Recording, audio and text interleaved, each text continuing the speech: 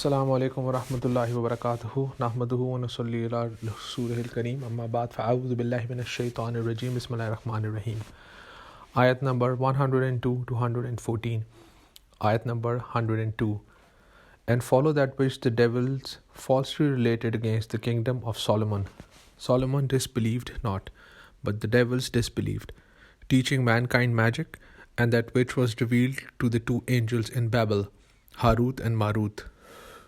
Nor did they, the two angels, teach it to anyone till they had said, "We are only a temptation, therefore disbelieve not in the guidance of Allah."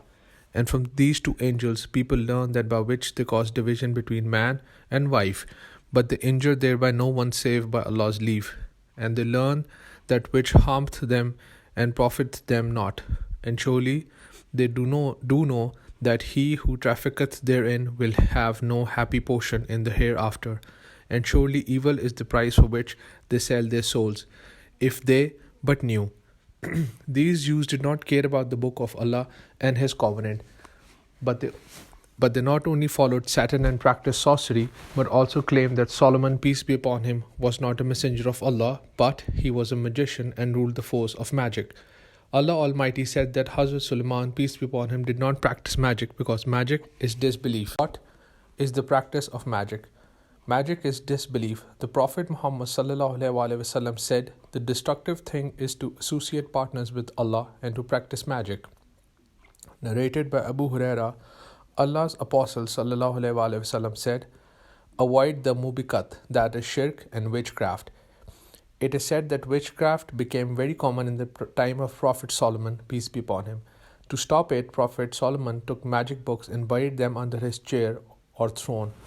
After the death of Prophet Solomon, these devils and sorcerers took out these books and showed them to the people and told the people that the secret of the power and authority of Prophet Solomon was this act of magic, and therefore they also declared Hazrat Sulaiman, peace be upon him, a disbeliever, which was denied by Allah Almighty, and Allah Almighty knows the best. From this verse, we learn that it is kufr to use magic in any case to do harm or to get benefit or to break the magic. Ayat number 103. And if they had believed and kept from evil, a recompense from Allah would be better, if they only knew. If these Jews, instead of learning and teaching magic, believed in Allah and followed the way prescribed by Allah, they would have been rewarded by Allah for their deeds. Ayat number 104. O ye who believe, say not unto the Prophet, "Listen to us," but say, "Look upon us," and be ye listeners, for disbelievers is a painful doom. Raina means take care of. If the word was not understood, the listener would use the word to attract the speaker, but the Jews, out of jealousy and envy, used the word a little distorted, which changed its meanings. For example, they used to say Raina, which means our shepherds, and idiots, and they used to say Assalamu alaikum. Assalamu alaikum, death be upon you, instead of Salamu alaikum. Allah Almighty said to the Muslims, say Anzarna, pay attention to us. Ayat 105. Neither those who disbelieve among the people of the scripture nor the idolaters love that there should be sent down unto you any good thing from your Lord. But Allah chose for His mercy whom He will, and Allah is of infinite bounty. To the polytheistic Arabs, the Prophet Muhammad ﷺ was a common man, and they were not ready to accept the revelations of holy verse to a common man instead of one of their great leaders or head of the tribe. In the same way, the people of book, that is Jews and Christians, wanted to have this mercy of Allah only for the children of Israel. Allah said, "May Allah with His mercy make whom He wills special." What is meant by mercy here? Mercy refers to prophecy, which is the choice of Allah Almighty alone. That is, Allah chooses whom He wills for prophecy. Allah chooses the Prophet, peace and blessings of Allah be upon him, for the prophethood, and the polytheists and the people of the book did not like this. Ayat number 106. Nothing of our revelations, even a single verse, do we abrogate or cause be forgotten, but we bring in place one better or the like thereof. Knowest thou that Allah is able to do all things? Knowest thou not that it is Allah unto whom belongeth the sovereignty of the heavens and the earth, and ye have not beside Allah any guardian or helper? What is abrogation? The literal meaning of abrogation is to abrogate. but in Shari'i terms, it is when one rule has to be changed and another rule has to be revealed. The abrogation was done by Allah Almighty, just as in the time of Adam, peace be upon him, the marriage of real sibling was permissible. Later it was forbidden, etc. Similarly, in the Quran, Allah abrogated some rules and replaced them and revealed a new command. The Jews considered the Torah to be irrevocable, and they also objected to the Quran because of the abrogation of certain commandments. The Almighty denied them, saying that the kingdom of heavens and the earth is in His hands. It is a demonstration of His power. He will do whatever He deems fit. Whenever the order is in accordance with the expediency of and wisdom, He will enforce it and revoke whoever He wants. This is a demonstration of His power. Ayat number 108. Or would ye question your messenger as Moses was questioned aforetime? He who choosed disbelief instead of faith, verily he hath gone astray from a plain road. The Muslim Sahaba are being warned not to ask your Prophet, peace be upon him, unnecessary questions like the Jews. The fear in it is disbelief. Ayat number 109.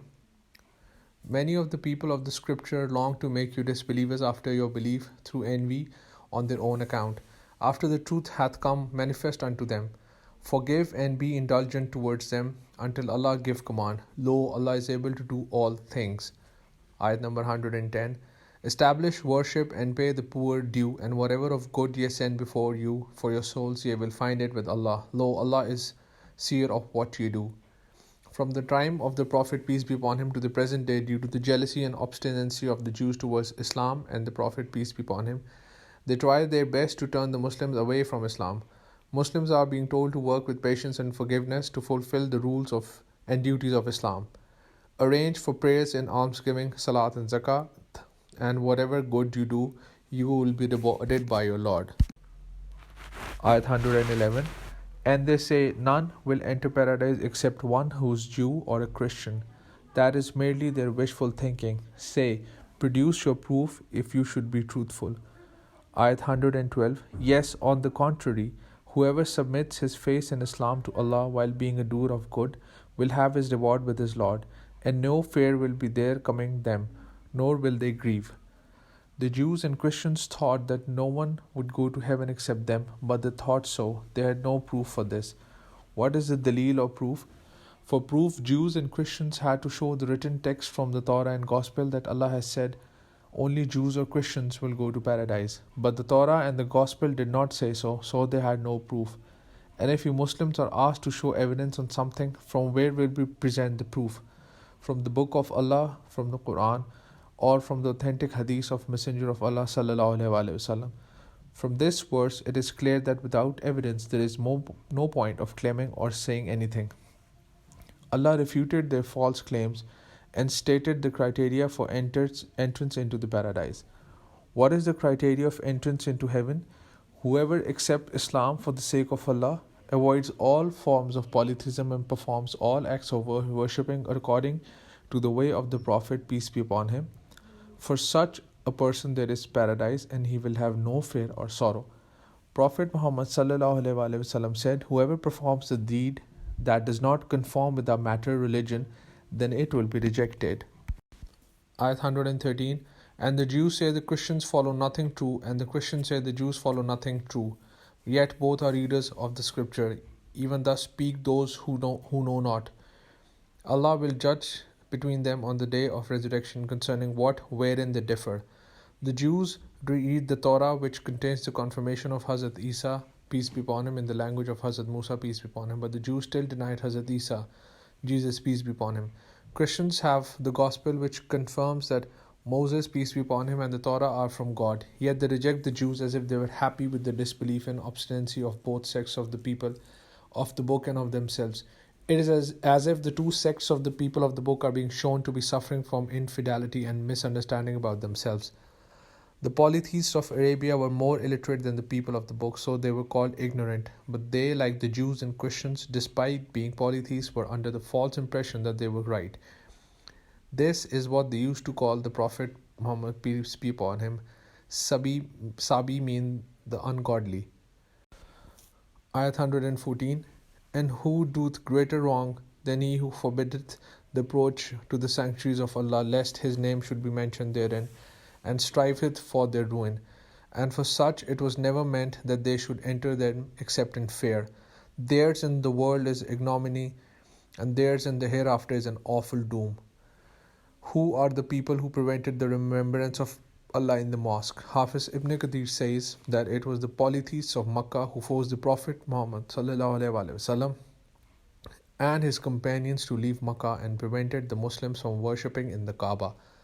Then, on the occasion of the peace treaty of Hudaybiyah, when the Muslims came from Medina to perform Umrah in Makkah, the people of Makkah had stopped the Muslims from performing Umrah. However, no one was allowed to stop anyone from worshipping in the Kaaba. Wasa'a fi kharabiha, and tried to desolate them. Destroying or damaging a mosque has two meanings. One is to damage the mosque building, and the second is that people should be prevented from worshipping and remembering Allah in them, so that instead of the manner in which they were taught in the etiquette of zikr in the mosque, new methods of zikr be invented, and zikr would be done in the form of bid'at and shirk. So whoever does so have no right to enter the mosque, because the mosque is built for worship of pure Allah. Therefore, when Makkah was conquered in 8 AH, the polytheists were forbidden to enter the Kaaba. Ayat number 115. Unto Allah belong the east and the west, and whithersoever you turn there is Allah's countenance. Lo, Allah is all-embracing, all-knowing. As long as Muslims remained in Makkah, they used to pray facing the Kaaba in such a way that both Kaaba and the holy city, Baitul Maqdis, was facing the front. But after the migration, when the Muslims came to Medina, they turned towards Jerusalem, Baitul Maqdis, by the command of Allah and started praying there. It is being mentioned here that wherever you turn, there is the direction of Allah. Further details will be given in the following verse. Ayat number 116. And they say, Allah hath taken unto himself a son, be he glorified. Nay, but whoever is in the heavens and the earth is his. All are subservient unto him. Ayat 117. The originator of heavens and the earth, when he decreed a thing, he said unto it only be, and it is. That is, Allah is the owner of everything in the heavens and the earth. Everything is obedient to him, and he is also the creator of the sky without any pattern. Besides, whatever Allah wants to do, word kun is enough for that work to be done. Why would someone like him need children? Allah has no children. He's the only one, and he has no partner. Ayat 118. Those who do not know say, why does Allah not speak to us, or there come to us a sign? Thus spoke those before them like their words. Their hearts resemble each other. We have shown clearly the signs to a people who are certain in faith. This refers to the polytheistic Arabs who, like the Jews and the Christians, said to Prophet Muhammad ﷺ to ask Allah Almighty to talk to us directly or show us some signs. Allah subhanahu wa ta'ala says that Allah has mentioned many signs, such as the Quran itself is a great sign. Ayat number 119. Lo, we have sent thee, O Muhammad ﷺ, with the truth, a bringer of glad tidings and a warner, and thou will not be asked about the owners of hellfire. The reason for the revelation of Prophet Muhammad ﷺ is that Allah sent the messenger, peace be upon him, to give glad tidings of paradise to those who believe, and to warn those of hell who refuse to believe. Ayat 120. And the Jews will not be pleased with thee, nor will the Christians till thou follow their creed. Say, lo, the guidance of Allah himself is guidance. And if thou shouldn't follow their desires after the knowledge which hath come unto thee, then would thou have from Allah no protecting guardian nor helper. Allah says, O Prophet, peace be upon him, and after him all of us are being told that Jews and Christians can never be happy with Muslims unless Muslims convert to Judaism or Christianity. Now, if one follows to please these wrong people, the Jews and the Christians, then Allah will not be his friend, and he will have no one to save him from the torment of Allah. In fact, we are being taught that guidance is what is in the Quran and the Hadith. We have to follow it. We should not invent any polytheism or innovation, bid'ah, nor should we adopt the methods of other nations. Just like other nations celebrate Christmas, Valentine's, Diwali, etc., it should not be the case that Muslims also start doing such things. Similarly, the way the Jews and Christians celebrate the birthdays of their Prophet, it should not be the case that Muslims also start celebrating Eid Miladun Nabi, because Jews and Christians want Muslim to be like them. So what should we do? We have to act according to the Quran and the Hadith, inshallah. Ayat 121. Those unto whom we have given the scripture, who read it with the right reading, those believe in it, and whoso disbelieved in it, those are they who are the losers. Some of the Jews are righteous and of good character. In this verse, their virtues and their being believers are being reported. Among them are Abdullah bin Salam and others like him who were able to convert to Islam among the Jews. These were the people who read the book of Allah as its right is to be read. The meaning of read the book the way it should be read is: number one, read very carefully and with concentration. When heaven is mentioned, they ask for heaven, and when hell is mentioned, they seek refuge from it. Number two, it's halal. It's considered halal. Haram is not considered haram, and the divine word is not distorted as other Jews used to do. Number three, they tell people what is written in it. They do not hide anything from it. Follow it one by one. Number four, they follow its firm words and believe in similitudes and resolve matters which they do not understand with the help of scholars. Number five, they follow every word of it. Those who take care of these things are the ones who get guidance, and those among the people of book who do not believe in the message of Prophet, peace be upon him, will go to hell. Ayat number 122. O children of Israel, remember my favor wherewith I favored you, and how I preferred you to all creatures. Ayat number 123. And guard yourselves against a day when no soul will in aught avail another, nor will compensation be accepted from it, nor will intercession be of use to it, nor will they be helped. Christians and Jews call their prophets the children of Allah and His beloved, and believe that through their intercession they would escape Allah's punishment. Just as some Muslims today think that only the Prophet, peace be upon him, or some saint or elder will save them from the punishment of Allah through intercession. But Quran tells not only the Jews and Christians but also the Muslims that every criminal must be punished for his crimes. It is said in Surah An-Nisa, it will not be in accordance with your desires nor the desires of the people of the scripture. He who doeth wrong will have the recompense thereof, and will not find against Allah any protecting friend or helper. It is said in Surah Taha, on the day no intercession avails save that of him unto whom the beneficent hath given leave, and whose word he accepted. It is very clear from this verse that on the day of resurrection only those whom Allah Himself allows will be able to intercede with Him. The second is that the intercessor should say what is right. Don't say anything that is against justice. The third is that there can be no intercession for everyone, but for whom God will allow intercession.